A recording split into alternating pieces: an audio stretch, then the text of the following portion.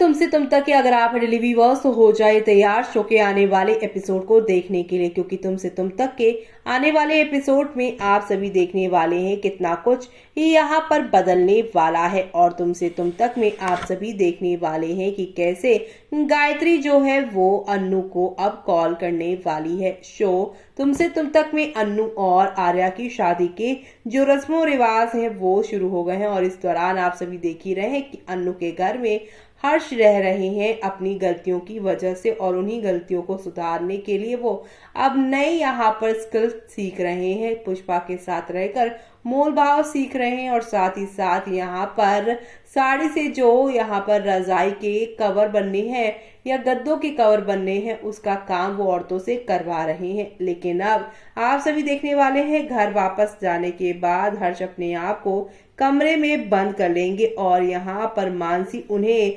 दरवाजा ठोक ठोक कर बुलाती नजर आएंगी। लेकिन ना तो गायत्री और ना ही मानसी किसी की भी आवाज से, किसी की भी बात से हर्ष बाहर नहीं निकल पाएगा। उसे पुरानी ही चीजें याद आएंगी कि अगर ये चीज भी उसकी फेल हो गई तो क्या होगा आगे।